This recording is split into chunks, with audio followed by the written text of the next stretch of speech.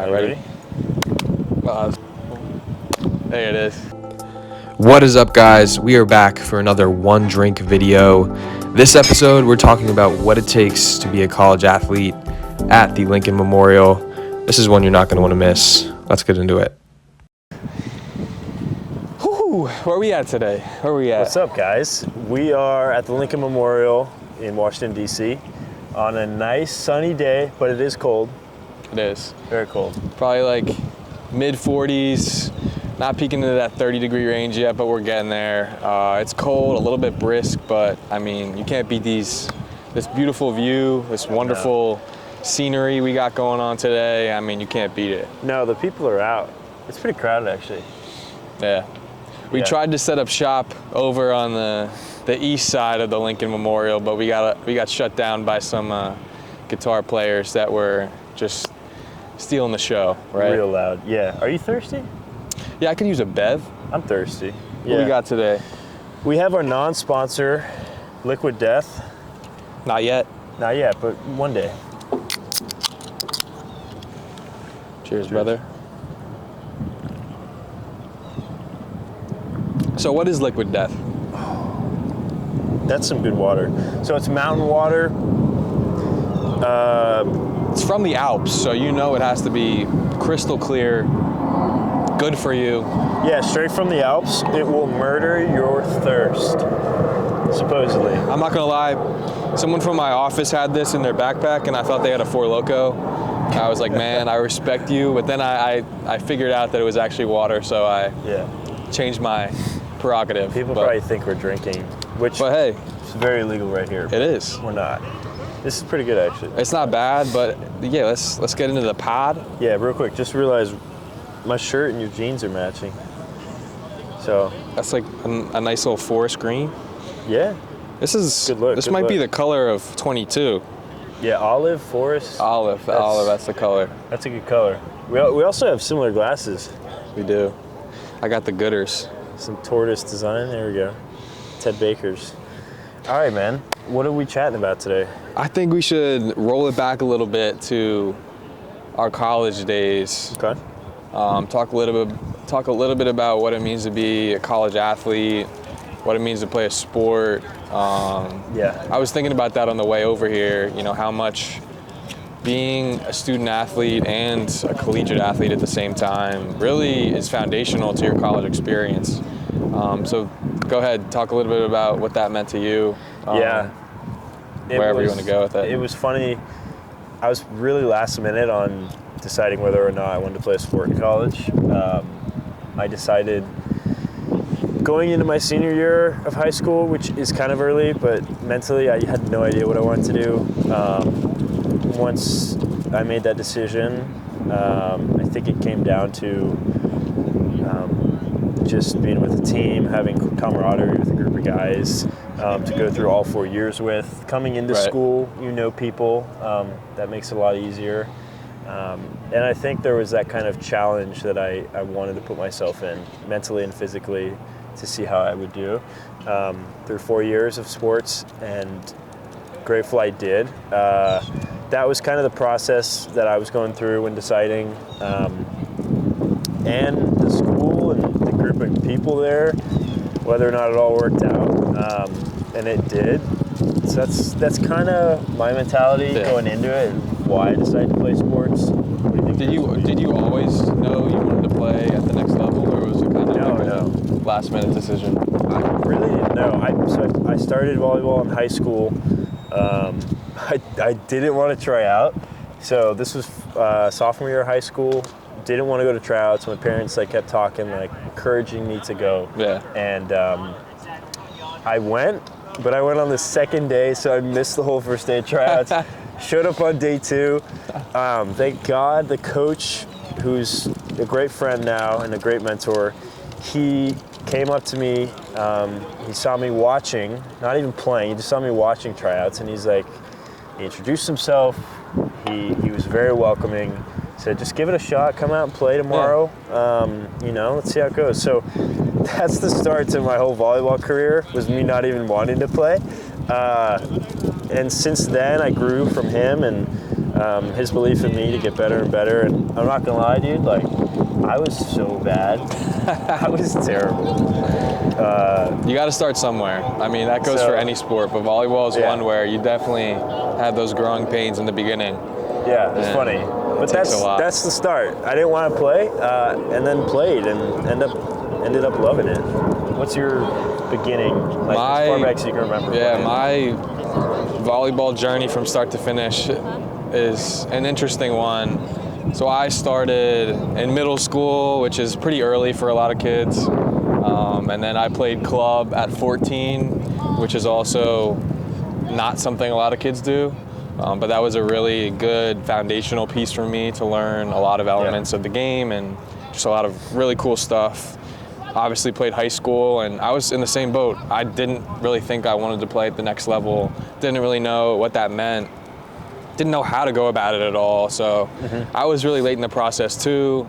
I was fortunate enough to have a relationship with our head coach at the time in college. And that's kind of how my process led to me playing in college. And, you know, it all fell into the right place at the right time, as a lot of things do.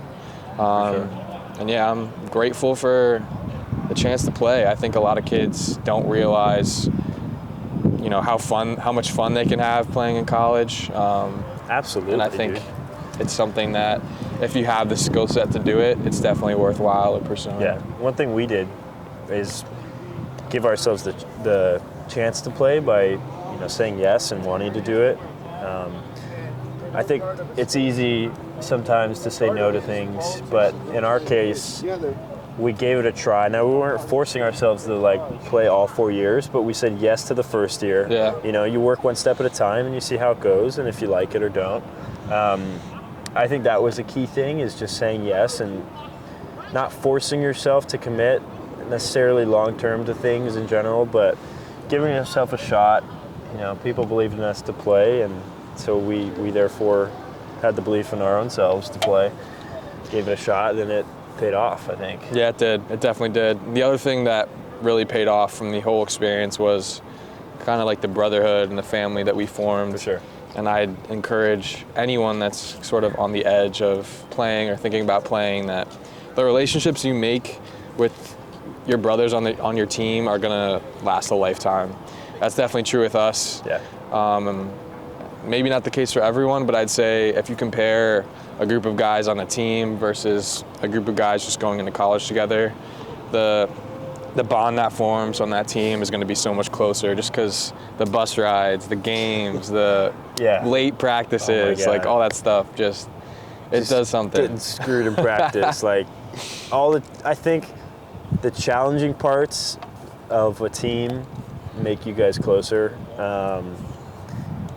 Definitely fun parts as well, but I remember looking back, it's hilarious thinking of all the times we got in trouble or messed up, but those are the times that we got closer as friends, as teammates, chemistry on the court. But man, when we were in those moments, it was not fun. Not fun at all. Yeah. 500 push-ups at practice, 800 sit-ups. Oh, dude. So, tell us a little bit about our coaching staff, and we had some good coaches. Definitely helped us. Yeah, so we started our first year together playing. We had a coach who had been there at the start of the program for I think 2 years, and we were under her coaching staff for about a year, and then kind of had a transition of coaches, and then we had new coaches come on. One was John, the head coach, and the assistants were Matt and Gibbs, and I think those my 3 years, so sophomore, junior, senior year, were the most fun as we transitioned coaches. I don't know if you feel the same, but I think the program really shifted when we adopted new coaches. I agree, yeah. So a little bit of background on those guys. John Keller played at Rutgers back when they were a Division I program, led the country in blocks per set with some ridiculous number, like 2.1 or something insane. We would play him in practice, and he would just block everything you hit. It was so demoralizing. Yeah. Matt Seifert played D1 at Penn State, played with some really good players, Aaron Russell, can't remember all the other guys in that team, but it's a bunch of ballers. And he was a great player there, played professionally overseas. Gibbs was an alumnus of Alvernia and was very connected within our program since the beginning of it, so he was big to have. Yeah, big-time recruiter too. Big-time recruiter, big motivator in practice. Yeah. And I think, those three guys together just formed a really good unit of coaches where they all had different strengths, and we all kind of played to those strengths throughout our games. So it was nice to have all three of them. Yeah, they all brought something different. And the key is they get meshed well.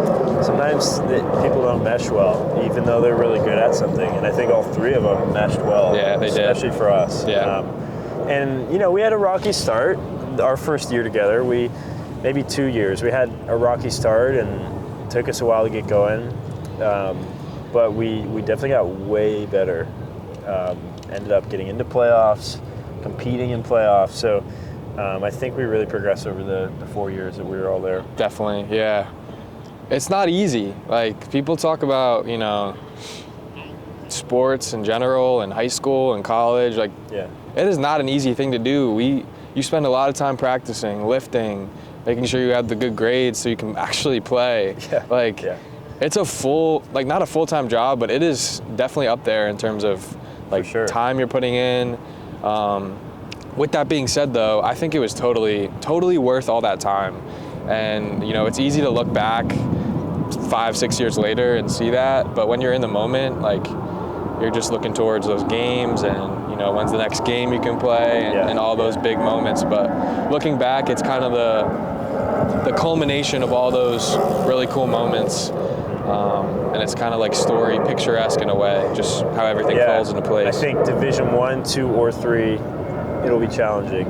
I know a lot of people sometimes think that, sometimes there can be a drastic difference between divisions, but really I think it's going to be a challenge no matter what division you're in. Yeah. Just to balance school and sports it's a challenge in itself. And so regardless of where you play, where you might consider to play, what division it is, I think it's going to be fun, it's going to be challenging, and you're going to look back and be glad you did it. I agree. Yeah. Yeah, so for those of you that are somewhat familiar with the channel, I am about to be coaching for the first time collegiately at Marymount University, and I just got back from a recruiting trip a couple weekends ago. And like, I can just tell a lot of kids like love the game, but just don't know if they want to pursue it at the next level. And I just challenge you to reach out to some coaches, just see what's out there, see who's interested in you. And if you're really that committed to the game or to whatever sport you're interested in, just give it a shot. If you don't like it, you can always go somewhere else, but can't hurt in trying and seeing what's out there. Yeah, a big thing for us is chatting to coaches and also any athletes you may know that are playing the same sport you're looking to play or are the same year as you and that are maybe committed to a college. I think those conversations were important for me when I was playing club. And, oh my gosh. Whoa. I got a tickle in my throat. I'm good though. Jeez. It's okay. It's cold. It's cold. It's okay. So conversations are key. We can I think it'd be cool to chat through what's a day in the life look like? Yes. You can talk, let's do game day and then non-game day. All right, so the one big thing about volleyball that's a little different from every other sport is we have what's called a tri-match on basically every single Saturday. So there goes your body, just done. So tri-match means there's 3 teams. You'll either have 2 opposing teams come to your gym or you'll go to another gym and play 2 matches. So the home team will play the first match of the day and the last match of the day, and then the other. And what time's the first match? It's at like home? 11 o'clock. Yeah, so you got to wake up at like 8 on a Saturday, and probably earlier to be honest. So a tri-match when you're going to an away game, it's like an 8 o'clock to 6-7 o'clock day. Like, it's a long day of activity. You got to get in the training room beforehand. I was never one to really, do all that much rehab, but I know a lot of guys were. Yeah, he was always ready to go. Getting their Normatec, heating, there's so many things out there nowadays that you can do to prepare your body for a game. And that's 3 hours before anything even starts.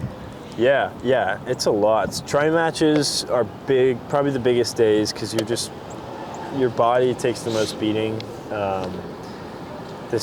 The last season for us, the last 2 seasons, in my position, we didn't have any people on the bench to give rests at all. So, sometimes all of us are just playing the whole day, and you have to because there's no other option. So that can be a lot, but it's really fun. You meet other people on other teams. You hang out, play each other, compete all day, which is awesome. A home match or away match on another day during the week is fun too, because you're just playing one match. It's at night. You get your people out to come, the fans and everything. Yeah. Those are cool because you have a whole day of class, and you wake up those mornings just stoked because you have a game that night. We usually will dress up in a shirt and tie or match in volleyball gear, promote our game, do a lot on social media. We're big on that. And then we go in an hour or 2 hours early if it's a home match for treatment and whatnot, and then prepare for another hour-long warm-up on the court. Yep. And then you play for 2 hours. So all in all, it's a full day, and it's funny. I think about this a lot because I play a lot of volleyball, after the fact, and how you doing? It's all good. Join the video. Oh man. How do you come back from that? Yeah, it's. What was I even saying? I have no idea. I just said yeah. So that's kind of day to day. No. I remember what I was talking about. Okay. Back to it. I'll just do this last little point. So I play volleyball a lot now, and the difference between now versus college is you get an hour and 45 minutes to 2 hours to warm up. We'd be doing hitting lines, we'd be doing pepper, and you get a full game of activity just to get your body prepped to play. Yeah. And now it's maybe a 10-minute warm up, 5 minutes of pepper and play. So it's so different versus the 4 years ago when you're spending 2 hours to get your body ready, and now it's all right, I'm just going. Yeah, and it's not that our bodies now are, in the same shape as not at all. College. We just, you don't put as much effort into preparing or, because one, you don't have the resources. We had our own trainer, the same trainer all 4 years. Shout out Mad Dog. Yeah, she was awesome. She knew exactly what everyone's problems are with their bodies. She knew how to tape us. She knew how to stretch us out. Literally everything, kind of tailored to the individual. She knew us. She was solid. That was huge. Yeah, that was big time. That was clutch. But it's just different. You get out of the college realm and into the real world, and it's not the same. But at the same time, it's anytime you can get out there and do something active, it's going to be good for your body. Yeah, just as fun. A little different nowadays. Just as fun. But yeah. All right. So story time. Some things. Let's talk a little bit about some of the inside scoops of our team. We talked a little bit about, potentially doing somewhat of a documentary style on our team because we had so many good memories, so many funny games, crazy moments. So if you're interested in something like that, hit that comment section and let us know, and we'll get that in the works. But what's the worst practice you can remember that we had? The worst involved. There's 2. One involved my wrongdoing. This was preseason. We were playing together, I think, that year. I was late to a yoga class in the morning, and it was run by our assistant coach, who we're really close with. So I slept and I woke up late. I showed up probably 3 minutes late. So not crazy, but when you're on a team, 3 minutes, anything over late, like you're done. Yeah, you got to be early. Early is late. Late is late. Like, so I showed up 3 minutes late, which is a no-go. I knew it too. I felt bad, but I thought because we knew the coach well, we'd be like cool, and he'd play it off. So yoga. That's in the morning. Later we have a practice. We show up. I'm thinking like, oh God, did he tell Coach John or not? Sure enough, like we warm up, do our our hitting lines and everything in practice, and then the first thing we start with, our head coach John. He's like, all right. He's like, Victor. He's like, over here. We're gonna do like the ball pit drill or ball cart. Yeah. So what he does is he goes through a full ball cart of volleyballs. There's probably how many in there? Like 25. Yeah. So he takes like 25 balls, and I'm like standing in front of him on the court, and he picks them up one at a time and throws them anywhere he wants on the court. And we're talking like a full gym, not just like one volleyball court. And the purpose of it is for me to try and get a touch on it on every single ball, but he's throwing them like really fast. It's punishment. It's strictly punishment, and it has nothing to do with getting better at the game. Nope. It was punishment. So I did that, and by the end of it, I was literally running in like slow-mo just because I was gassed. And I remember everyone, at the time they weren't laughing, but after like looking back, everyone remembers that because I was in slow-mo. I felt really bad because I wasted time in practice for everyone. I learned my lesson. So that's a personal one. A team one is probably,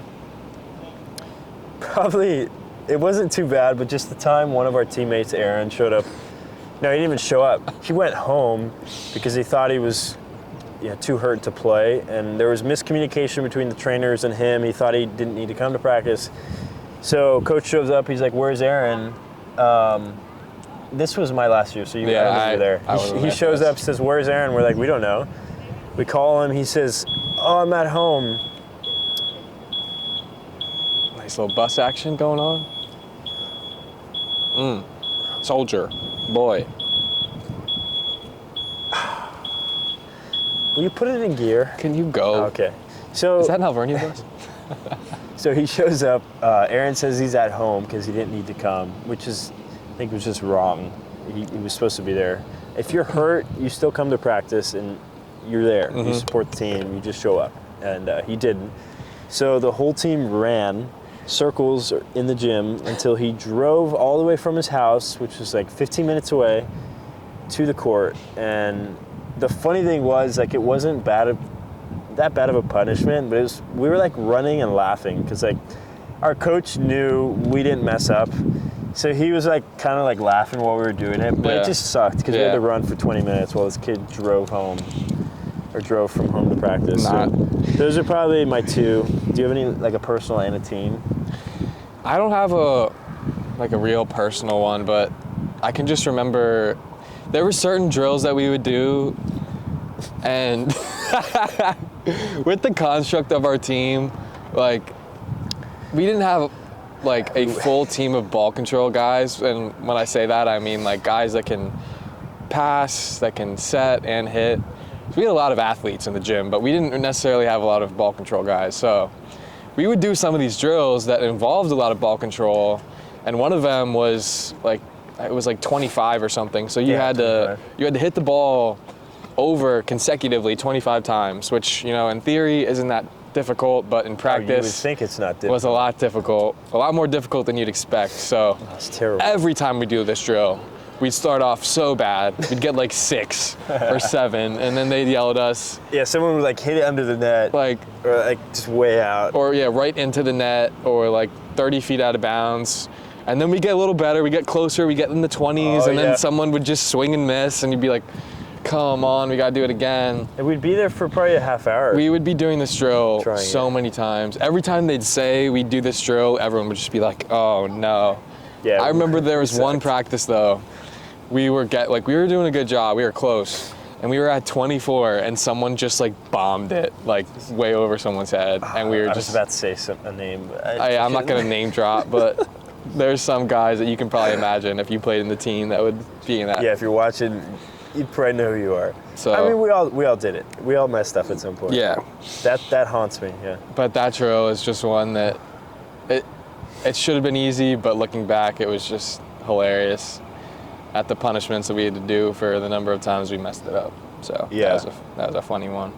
Yeah. What are some other good times from it? Florida. We did a preseason trip to Florida. That was solid. That was really fun. Shout out to Josh and his fam for hooking us up there. Should we chat about that Pappy story? No, absolutely not. We'll save that one for the doc. Okay. Save that one. That was a great trip, though. We went on a good number of trips, and we caused some ruckus. Yeah. We knew how to get ourselves in a little bit of trouble. Yeah, this group, our team, for some reason, we were always finding ways to screw up or get in trouble when we were not even playing, just day to day, someone was doing something. It was a good time. Trying to follow the rules, but actually ending up breaking them in some way, shape, or form. Yeah. Florida was fun because we had time to rest. We had time to hang out by the pool and go get a lot of team meals together. Yeah. So it wasn't strictly just playing right on the volleyball. beach. We had that beach club that we stayed at. I might have some shots of that. Yeah. Probably throw some in there. That was a good. One of our teammates he said he could do a front flip in the pool. Do a flip. You'll check out the video. He could not do a flip. No. He was scared of the water, so I was surprised he even dove in. Yeah, he went for it. He just didn't flip. That was a great trip. We had some other cool trips. We went to Canada. We got in some trouble there. Went to Boston. We just got ripped apart in Boston. Yeah, just did our thing. Oh, speaking of being ripped apart, let's talk about the teams we played. Yes, let's make a list. Either rivalries or just teams we couldn't beat. Yeah, ever. Who beat us up a little bit? I mean, where do we begin? So, I think the main one is Stevenson University. Yes, the Mustangs. In Maryland. They had our number. They really had our number. So, just describe a little about them. What was the deal?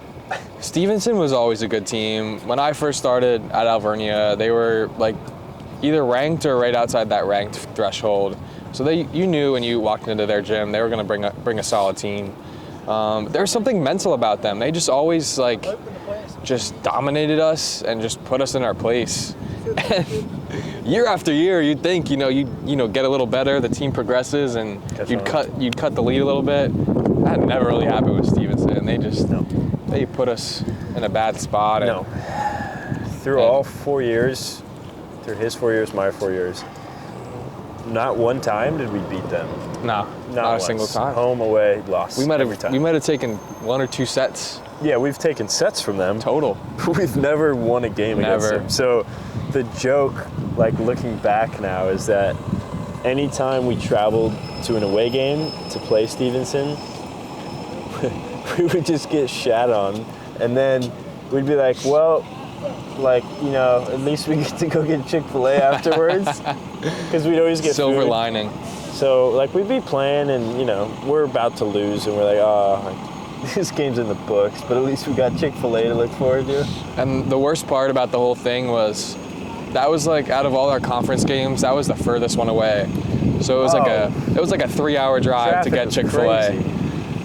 There's a couple games where we would literally get off the bus and go right onto the court. Just start playing. I mean, we probably did better those games because we couldn't think about how bad we were going to get crapped on. Yeah, also one funny story, coming down to DC to play Marymount, where he's now coaching, helping out, is ridiculous because our bus broke down 15 minutes from the school.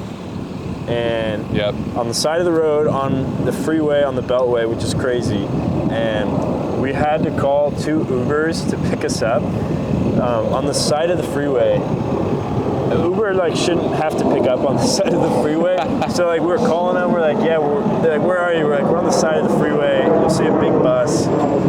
So they pick us up. We take 2 Ubers. Another parent comes and picks up the rest of the team. We show up to Marymount. We actually, I don't think we played Marymount's first game or something, but we won the first game.